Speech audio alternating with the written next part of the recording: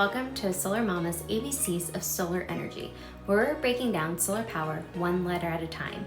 I'm Solar Mama, and today our letter is Q for quartz, the everyday mineral that's a starting point for the silicone in the solar panels. Imagine quartz as flour in your favorite cookie recipe.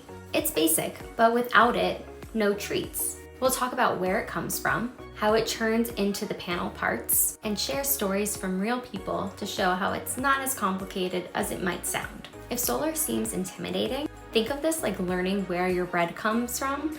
Simple and satisfying. Ready? Let's mix it up with quartz. First off, quartz is just a common rock made of silicone and oxygen, found in sand and stones all over the world. It's super abundant, about 12% of the Earth's crust. In solar, we purify it to make silicone wafers that form the heart of the panels. These wafers catch sunlight and turn it into electricity. It's kind of like how a sponge soaks up water. No need for deep science, it's straightforward. A typical panel uses silicone from quartz to produce 350 to 450 watts. And for a home system, that means reliable power for your daily needs. Customers often say once they learn about quartz, solar feels more grounded. Kind of like knowing your coffee beans comes from a farm versus a factory. So let's walk through it, how it actually happens, step by step, like following a recipe. Miners dig up quartz sand or rock, then heat it super hot with carbon to pull out the silicone. After that, it gets cleaned up.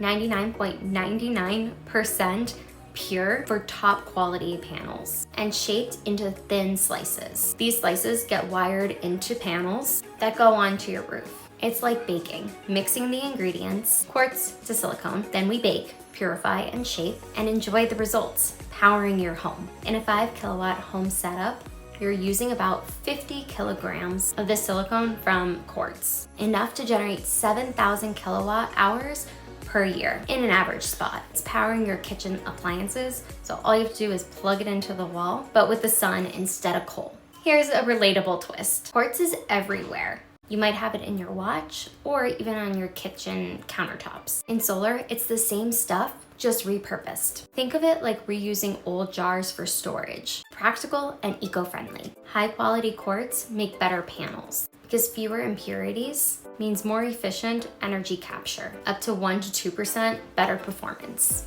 Most come from places like North Carolina or overseas, but US production is picking up, growing 15% in recent years, and that's according to the SEIA.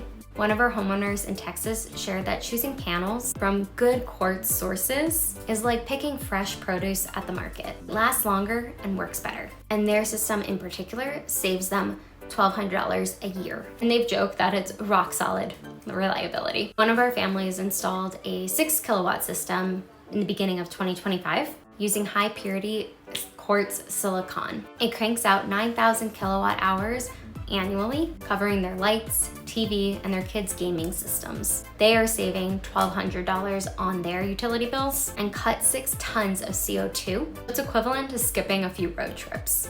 They have said it's as easy as tending to a garden. The quartz-based panels do the work, and they just enjoy the harvest. No fuss, just steady power. As I mentioned in a previous video, the US has now installed over 200 gigawatts of solar, much of it built on quartz foundations. Think of quartz as the unsung hero in a movie, the supporting actor who makes the stars shine. Without it, no silicon, no panels, and no savings. Globally, quartz has helped solar reach 380 gigawatts, added in the first half of 2025 alone, powering homes from cities to farms. So one of our customers in Nevada compared it to making a homemade pizza dough from flour, starting with the basics. And then you add the toppings, like wires and glass. You've got something deliciously useful. Caring for these quartz-derived panels is a breeze. They last anywhere from 25 to 30 years and hold 80% efficiency. As I've mentioned before, just hose off or dust them now and then.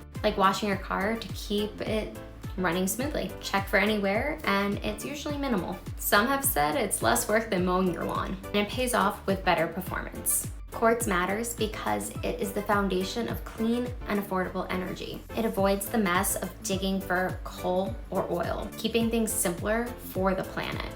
A home system reduces CO2 It's kind of like planting a bunch of trees in your backyard, and people feel good about it. It's like when you choose to use reusable bags at the grocery store. So what about challenges? Mining quartz needs careful handling to minimize impact, and supply chains can be long. Getting panels does cost money, so it's important to vet the installation company and the solar company you decide to work with. Sometimes it's in the same company where they sell it to you and they also install it, so it's important to just vet who you're working with.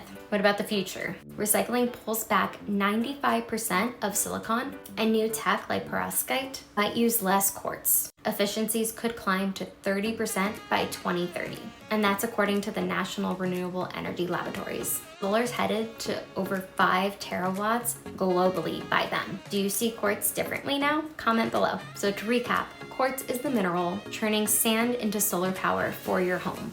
Hit the thumbs up if it clicked for you. So that's Q for quartz. It's the Earth's gift to clean energy. Do you have questions? Comment below. And thank you for joining us on Solar Mama's ABCs of Solar Energy. Make sure to hit the bell and subscribe so you don't miss anything. And we'll see you on the next episode.